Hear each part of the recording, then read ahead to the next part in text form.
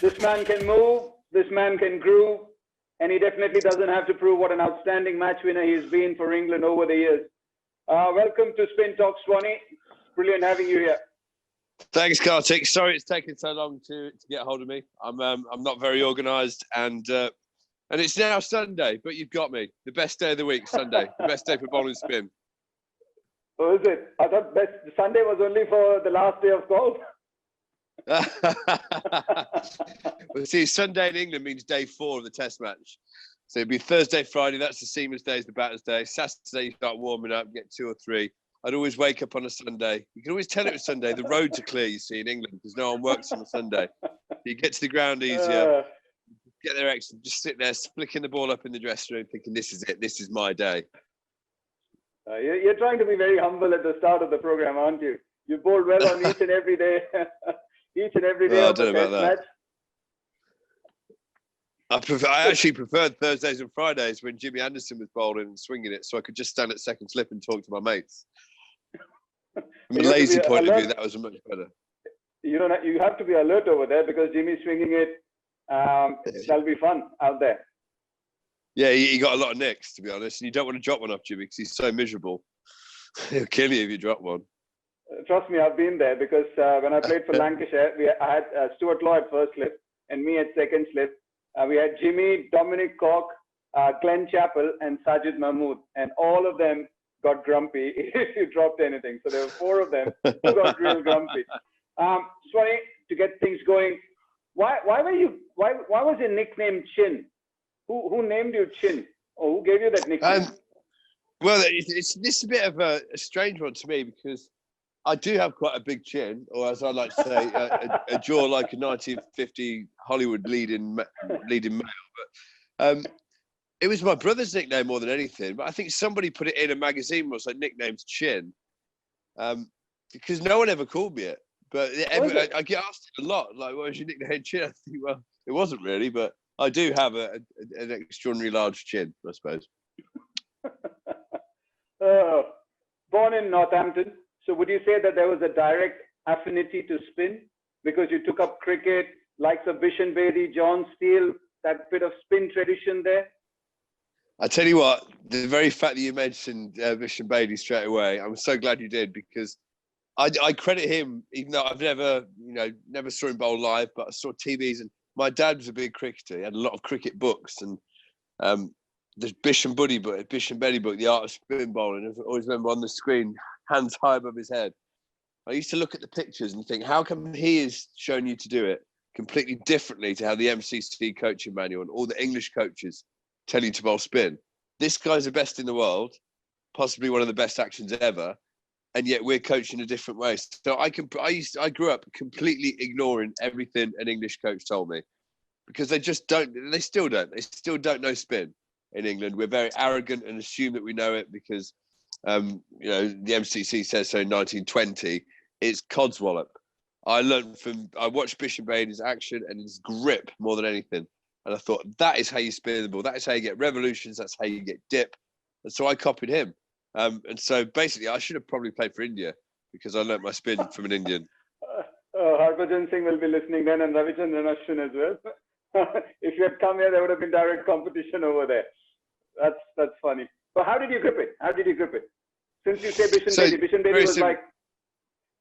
Very simple. So the English grip says the first 2 knuckles. So the first knuckle on your forefinger and then your middle finger, and you put them over the seam, and then you pretend you're opening a doorknob. Yeah. So now, for me, that's all well and good, but you do not get any sort of purchase. You can't get anywhere near the revolutions and the fizz on the ball, and you have to have extraordinarily strong wrists just to get hardly any rev.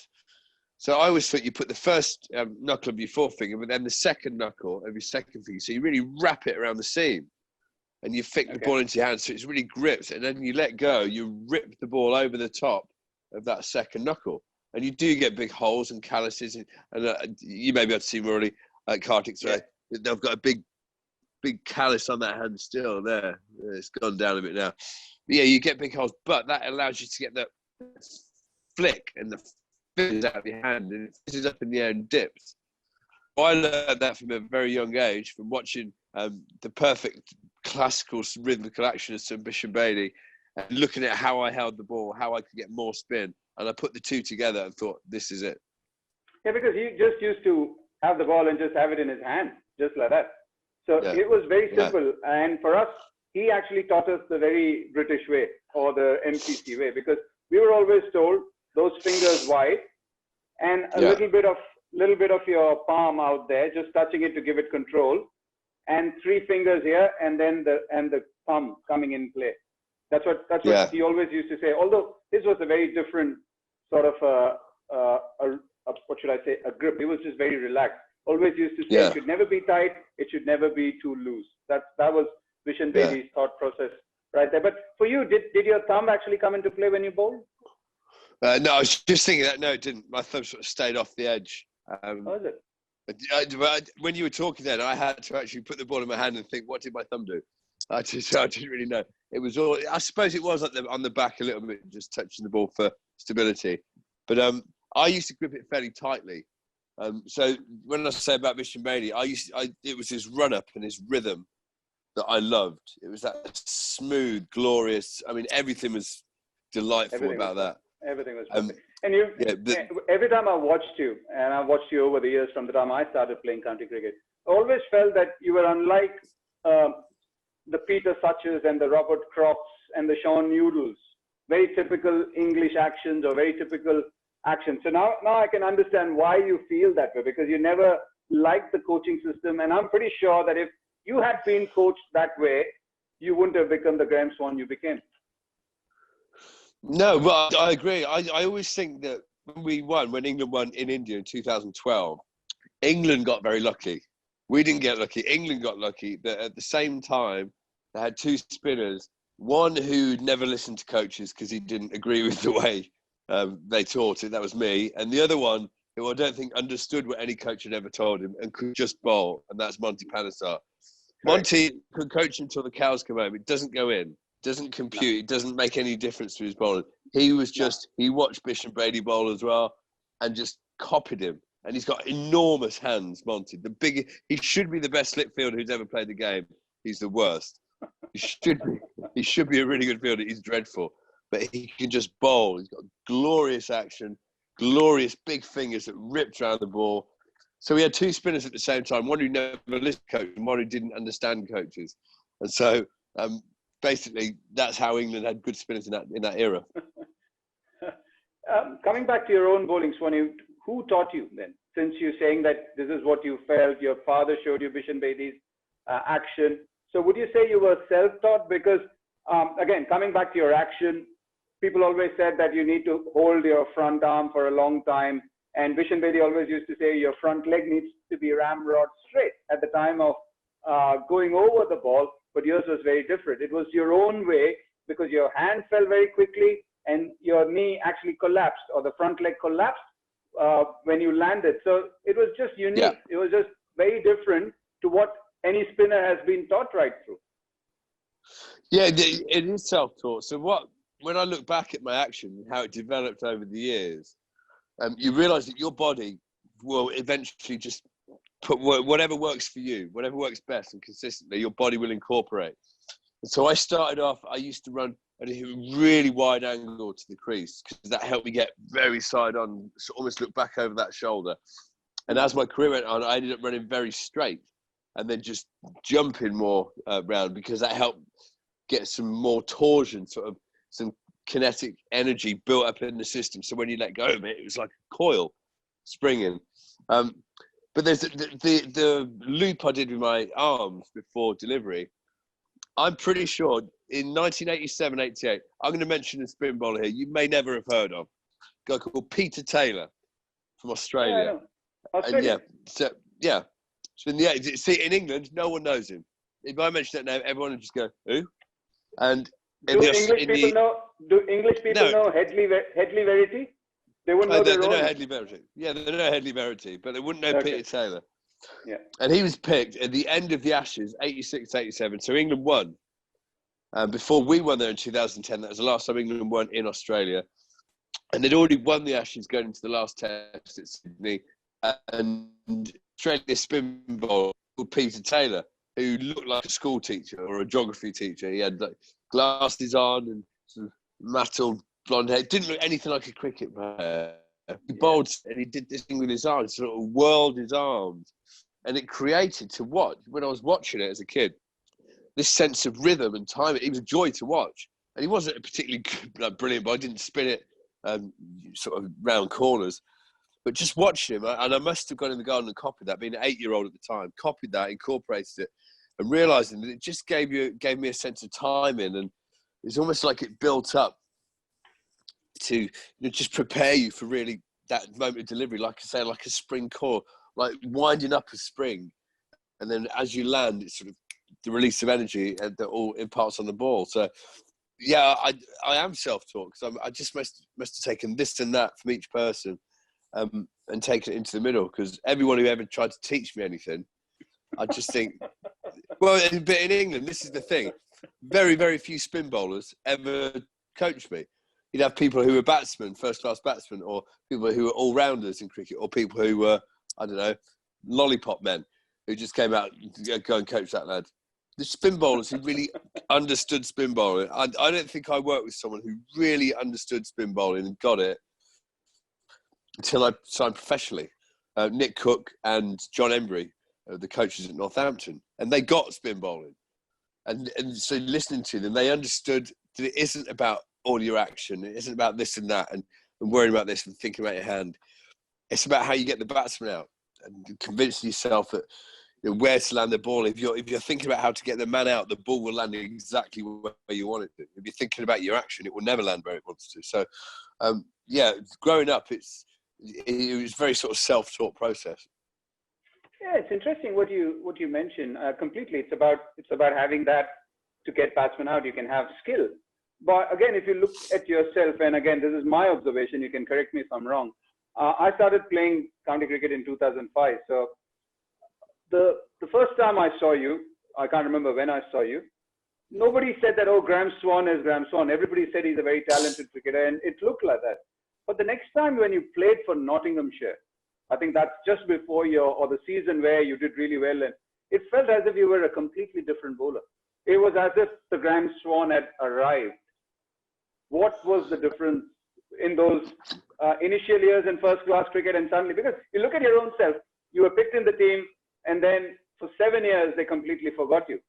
So would you say it had any sort of, I know Duncan Fletcher was different and all those guys are different, but in that time, they tried so many games. You possibly missed close to, 284 games in that period between South Africa and the next time you played. So would you say that there was something which was different in you? Because it was still the same action. Everything was the same, but the bowler was different.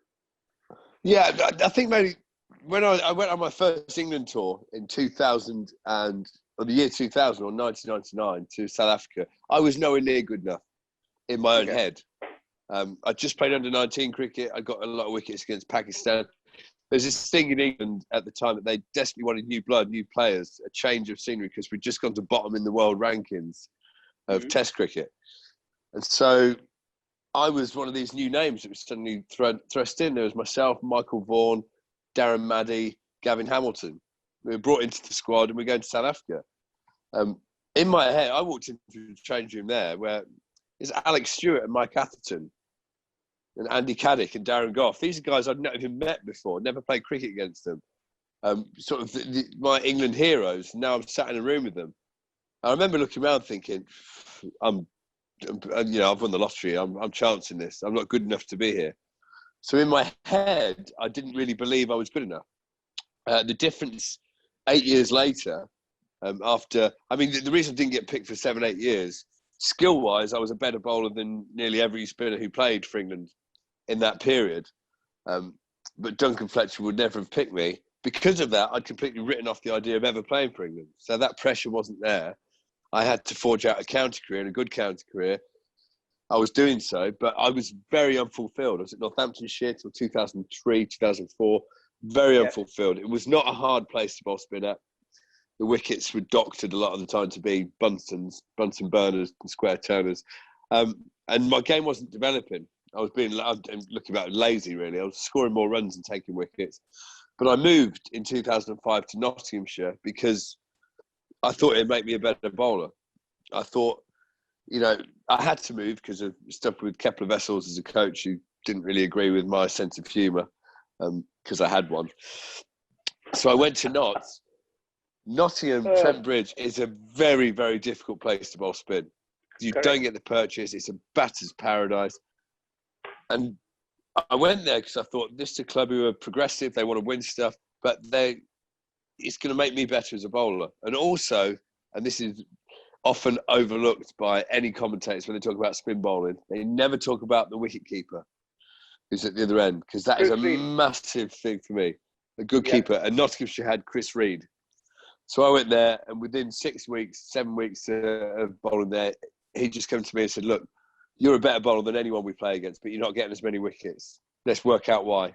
What are you aiming at? What's your target? And it was all a tiny bit. I realised that I was aiming, and this will sound very strange. You think when you bowl, you always try to hit the stumps. I wasn't. I was aiming at the back pad. So I was bowling to try and get people caught a silly point, which is a good way of bowling on day 4 maybe, but on days 1, if I beat the outside edge, it'd miss the off stump. And he said, why don't we just try and hit every single ball you bowl, you work out how much it turns, every single ball is to hit off stump. And from that moment on, I swear every ball I bowled then, my target was top of off stump, about 2 inches down from the top of stump. That is where I want it to hit. And I would adjust the line and length accordingly. For the rest of my career, that's all I did. It's outstanding you mentioned that, because I was going to come to that. People tend to go to places, especially in England, because the wickets are tough to bowl spin. They're hardly anything. You have to be a different bowler to get wickets in England. And that's why you look at most of the English spinners, they average around, 31, 32. Even the good spinners average around 31, 32 because they don't have much. So I was going to come to that. Northants was an easier place to bowl spin because, as you rightly said, you and Monty, the wicket was more conducive to spin bowling, sometimes doctored, even otherwise. So it must have been a bold step. And I just think of myself, why I made the moves to go to Taunton or to Lords, because I felt that it was a challenge for a spinner and you wanted to develop as a spinner. Is that one of the reasons why you moved to North? And that must have been a completely different learning curve, because then it teaches you how to bowl on day 1, day 2, day 3, day 4. Yeah, well, absolutely. And I had the choice. Basically, it came down to go to Lancashire or go to Nottinghamshire. Lancashire play at Old Trafford, which is a brilliant place to bowl spin. Or it can be on days 3 and 4 when the wicket's hard and crack. I mean, you know, it can really go there. But I remember I spoke to both coaches. Mike Watkinson was in charge of Lancashire, and I spoke to him, and I was completely unenthused by him. He didn't instill me any sort of love for the game, any passion, any excitement. I mean, I don't know. This was my gut feeling. Brilliant, big to himself, but it just didn't seem enthusiastic about it. And I felt really flat after the meeting, even though on paper it was a no-brainer. They were offering more money. It was a bigger club. They were more successful at the time. And it would have been very simple just to sign for them. But then I spoke to Nottinghamshire, and honestly, it's probably the hardest place to bowl spin in England, I think, Trent Bridge. It's awful. Yeah. And so on paper, I was thinking, I'm not sure this is right. And after 10 minutes with the head coach, Mike Newell, I'd signed for them. Because he just said, look, I want to put together a team of good, hard, honest, old pros who enjoy the game, play for the love of the game, play for each other. And the biggest thing he said to me, and I'll take this forward because it was the best team I ever played in 2005, the best spirit. He said, I just want honesty in the change room. I do not want someone to get out and walk in that room and blame the wicket, blame the umpire, blame the crowd, blame anything. Walk in. If you messed up, hold your hands up and say, sorry, lads, I'll learn from this. Won't happen again. I do not want a blame culture. I don't want to say, you did this, you did that. You just take it on the chin. If you cock up, you cock up. And you get on with it. You move on. And we'll all be honest with each other. And how many teams, when I look back, how many times I can say I played in a team with 11 men like that? It was once, and it was 2005 for Nottinghamshire. Stephen Fleming in charge. And because of that, because it was really honest and just, there were no excuses. You couldn't walk in and blame the pitch. If you did, you'd get shot down straight away. People were more aggressive. We're playing with more freedom. Because they knew that there's no point. If you walked in, you cocked it, you held your hands up, and people would say, "Good on you, well tried. We'll back you. We backed what you were doing." Even if it was something crazy like trying to hit a 6 over extra cover, if you could say, "Yeah, I was trying to do that. I cocked up. Sorry, lads." That was fine. And that honesty in that room, and it meant everyone, in the field. If someone sort of shirked a bit of a dive off your bowling and you lost them, because I used to lose my rag with my fielders for that. I'd lose my rag. If they just went, "Sorry, didn't want to get my whites dirty. Sorry." That was it. It was gone. It was buried. You have a little laugh about it. "Well, I'll wash your whites for you," and then you carry on. It was an amazing year to play, and that was so. I'd signed for Notts. Mike Newell said that's what I want in the change room, and I signed for him, and it was the best decision I ever made. Yeah. Also, you mentioned that it's a batting ground. I think it's become a batting ground now, Swanee. Earlier days, it was called the swinging ground. Everybody wanted to sign up for Notts because it swung the most in Notts. I remember Daniel Vettori being their overseas player once when we toured with the Indian team, and he hardly got any wickets because it was only swinging. And Andre Adams, I think he got thousands of wickets after moving to.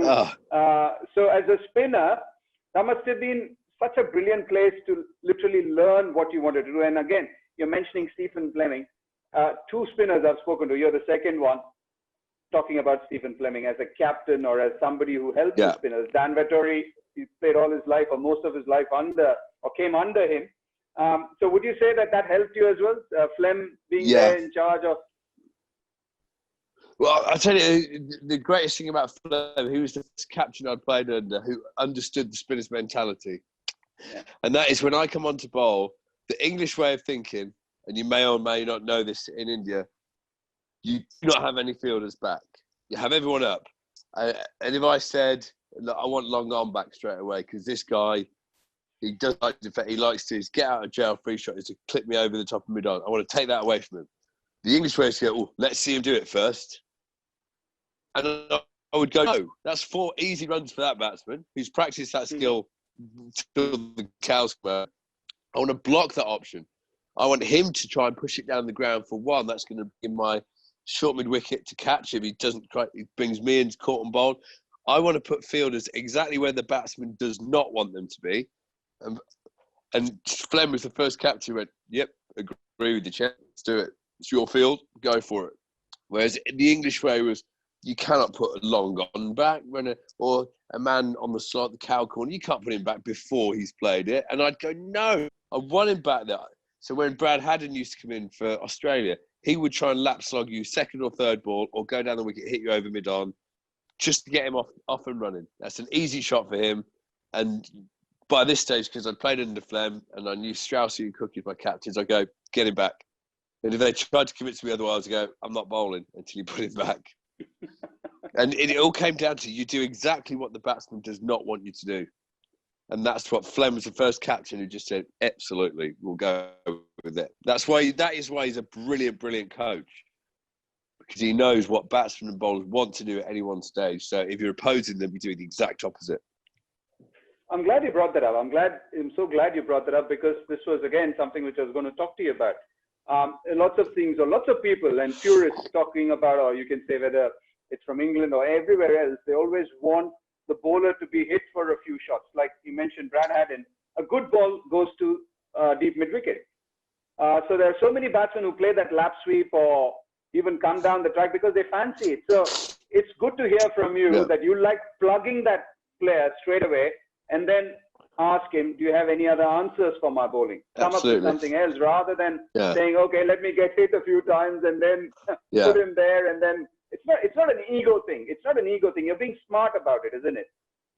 Yeah, of course. And the other thing is as well, when you think about it, MS Dhoni is one of the best captains I played against for India with his field settings, because he got this as well. It's a spin bowler to try and convince your captain, "I want this guy sort of not all the way back, not all the way in, sort of 2/3 of the way back, slightly squared, like in a strange position that no one's seen before."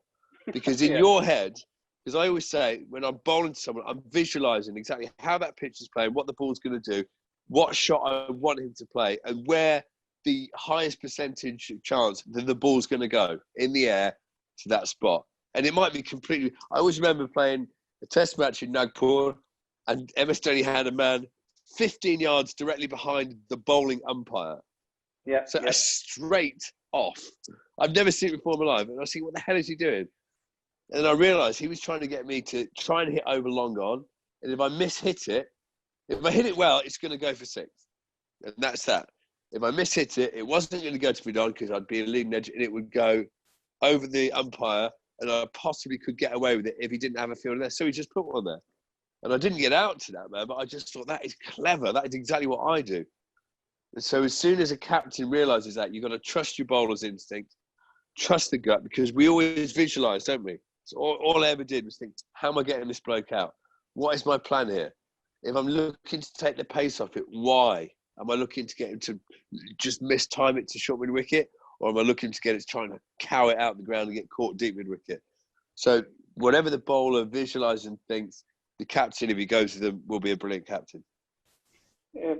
Coming back to your technique, since you said you were self-taught, from the initial years and till the time you became the bowler you became, what were the things which worked for you? What were the things which you kept trying? And if you had to teach somebody, what would those things be? So for me, what I found out was the 2 different ways of bowling. As soon as I let my mind do all the hard work for me, I was a better bowler. And what I mean by that is every player of any level will have been in the game situation where, especially as a bowler, if you're bowling and you've got a small total to defend and it's a really exciting game, lots of men around the bat maybe, and you don't bowl bad balls. And it seems like there'll be a wicket every time and everyone around the bat is oohs and ahs and the batsmen feel the pressure. And you realise at the end of it, you might get 5 wickets, you might get 1 wicket, but you have not thought a single time about being hit for a run because you're just focused on getting wickets, and the ball is landing and it feels natural, it feels rhythmical. And when I look back to those times, yes, that's the energy that I want as a bowler. And the other type of bowling is maybe early season, it's cold, it's wet, I'm thinking, this ball's slipping out my fingers. Oh, right, how am I going to get my grip? Is this going to slip? Is this going to slip? Oh, is my left shoulder high enough? Is my knee coming through? The second I thought like that, I would bowl like a drain because I'm just not focused on getting the guy out. And when you think that you've done the same amount of practice all your life, your body does not forget how to do this stuff. It's like playing the piano. Right. You're in the right state of mind, you've learned the piano, you will nail it. If you're nervous, if you're worried, you won't. So I used to say to myself, right, I'd stand there, no matter if the ball was slipping in my hand, I'd go, doesn't matter. If I felt stiff, I'd go, doesn't matter. I'd look at the batsman and go, right, how am I getting you out? And in my head, I'd play a little picture and I'd run up, I'd feel the rhythm, the lovely bounce, the high jump. I'd go, I'm going to drift this, it's going to turn, it's going to go, I'm going to bowl him through the gate. And then I'd run up and I'd try and emulate that picture. And because I was watching that picture in my head and bowling to that picture, the ball would come out of your hand properly. You wouldn't worry about the grip. Your action would take care of itself. So it's all in the head. If you visualize and just focus on that, you bowl 10 times better every time. So that is the main thing I learned throughout my career. You must be wondering why I've got that smile on my face. And there's so many times when I speak to people, and I keep talking about how visualization helped me. I feel it's one of the most undervalued, underrated tools in sport. So sometimes when you visualize you doing that, your body automatically does it. And I've seen it so many times, post my knee surgery, post my shoulder surgery, not having bowled for 6 months. And I come back and I bowl, I feel the same way because my body is constantly visualizing that this was your action, this is what you're trying to do. And I feel even for you, even at the start of your mark, you always felt, was that your visualization kick starting, or it was already visualized, isn't it? That was it. At the top of my mark, I'd stand there and I'd flick the ball 3 times in my hand. And I didn't even, till I watched myself, but I didn't realise it was 3 times every time. I had a routine that I didn't realise. But as I was flicking it in my head, I was running out and playing it in real time in my head. So I was feeling the run-up. And I'd watch myself getting this guy out every time. Or if I had a different plan. So sometimes if I was, say, playing against South Africa and Jack Callis is on strike and Ashwell Prince is at the non-strike end, I am going to get Ashwell Prince out. There is no doubt about it as soon as I bowl at him. In my head, I believed that. He believed it as well, so it happened. Jack Callis, not so much. Hardest bloke ever bowled at. And so I might visualise, how am I going to bowl this perfectly? And so there's no chance to go for 4 or 6, but he's going to tuck it around the corner for 1 to that fielder there. So there's no chance of 2. no chance 3. So even that, it sounds negative. But if that's your plan in your head, you would run up and you'd execute. You go, boom, it drifts and you just go back. And it's like watching a replay in your mind. And it happens exactly how you want. And so you think, therefore, next ball will happen exactly how I want. This will drift in a bit, pitch on middle stump. Ashwell Prince will go down the wicket. It will hit him flush in the middle of the pad. And it'll be LBW. And I think that's more or less what happened every time Ashwell batted. That's a great thing to have for any bowler. Again, seems very undervalued when I keep talking to players about the art of giving a single at the right time is a great way of bowling as well. In one-day cricket and sometimes in red ball cricket as well. It's not a slap on your face, or you're just moving the jigsaw puzzles or playing the chess the right way. There are times when in T20 cricket, in one-day cricket, I'm pretty sure when you bowl 2-3 dot balls to a good batsman, he's actually gagging to hit you out of the park. That's when the art of giving a single, ease the pressure, bowl to the other one is so crucial, isn't it? It is as well. And when you think about, I think about when I was batting as well. So I was a very impatient batsman. I had all the shots, but I didn't have a defensive game that I relied on. So I would think if there's a player similar to me, and I always think that Ashwin, when he batted, was fairly similar to me. Very good technical batsman, but for some reason, not a top order batsman. And it was because if you bowl 4 dot balls to him, he's itching. The 5th ball, he wants to hit that ball for 6. He doesn't want to push a single. Like top order batsmen like Jonathan Trott would happily block out a maiden, and it was no skin off their teeth. A maiden for me seemed like, it's almost questioning my manhood that I blocked a maiden out. I would definitely have to. So I would think if I was him in that position, what would I be looking to do now? And you know full well that the same delivery that the second ball that was defended normally, that was more dangerous because he is going to try and drive it. So I'll bowl exactly the same ball. So it's again, it's just relying on your mind. Once you trust your own mind, and visualization is the biggest. Yeah, by the way, when you said that, it's absolutely spot on.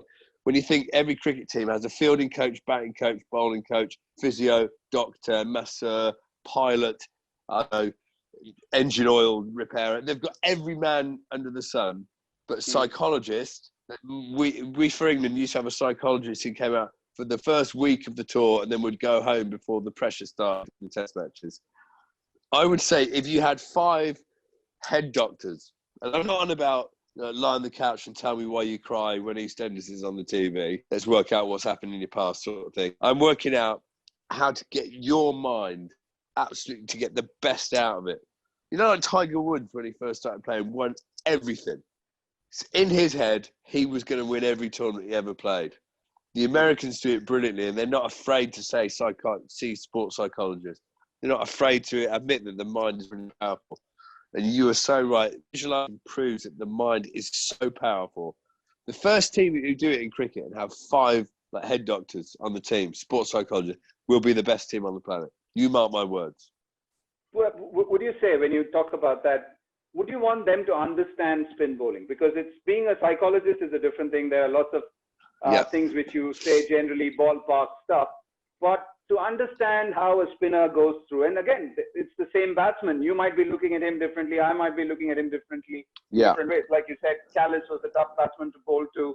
For somebody, Ashwell Prince must have been a tough batsman to bowl to. So don't you think so that the sports psychologist, can he, if he was a spinner, who was a good spinner, who understands these things, it's even better somebody who can talk to you like that? Or is it, you're happy with just a sports psychologist there? No, so it is horses for courses, isn't it? My best coach who I ever had was Mushy. Sorry, I pulled my earphones out there. I got all excited. So I got all excited and pulled my earphones out. So my best coach, Mushtaq Ahmed, because we never talked technically. He was a brilliant spin bowler himself, superb bowler. We did not ever speak technically because he realised that I didn't want that. I wanted my head to take care of the mental side, the visualization, and then the technique would fall into place. So he realised that. He would talk to me about spin bowling. So he would talk to me as a spinner.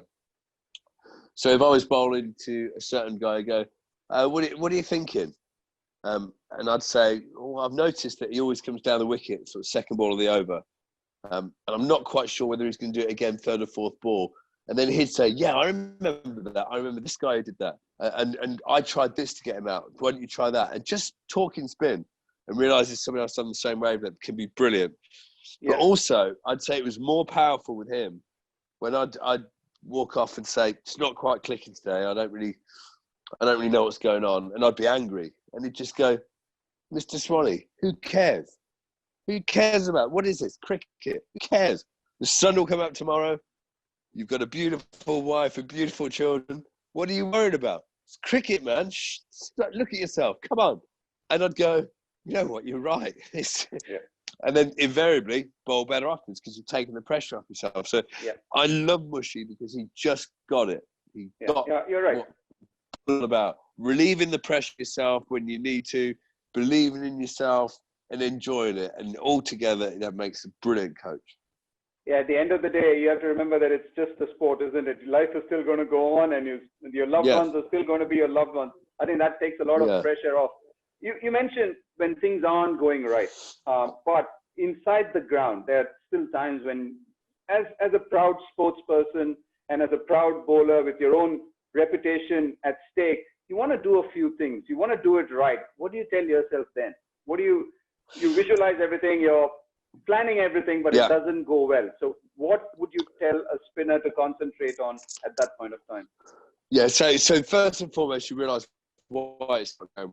And this is where the brute honesty comes out. So that no excuse culture is the greatest culture I've ever played in. Because if you're honest with yourself, truly honest with yourself, if you can say, I'm not bowling well at him because I'm afraid to bowl at him, for instance, he's dominating me mentally, I think he's better than me, I don't want to bowl him. Then if you're stood on the outfield and you think, why isn't it going well?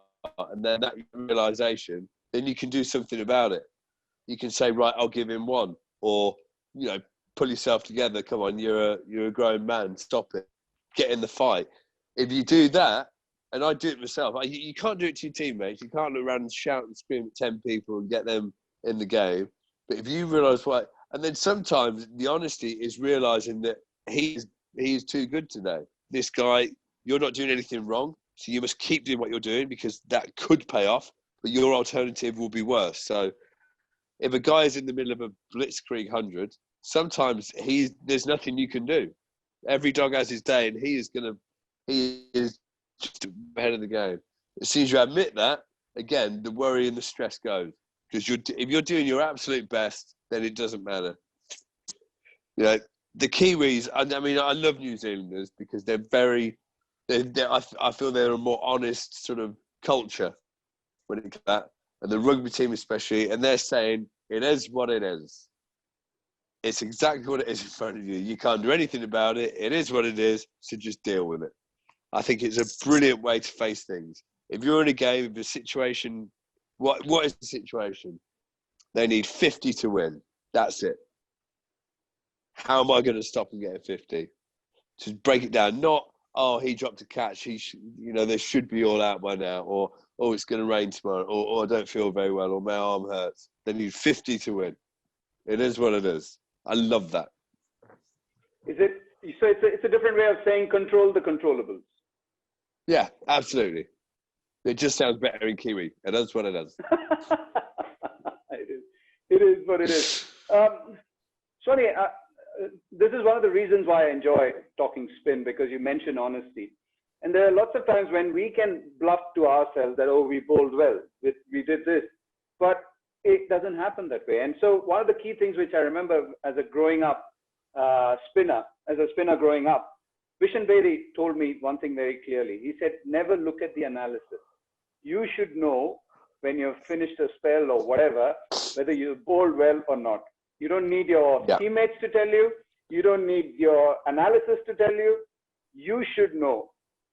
Is that something which you felt as well while bowling, that I don't have to look at my analysis to tell me whether I bowled well or not? During 2012, Sewag, I loved bowling at Sewag. I could not love a man more on the cricket field, Sewag.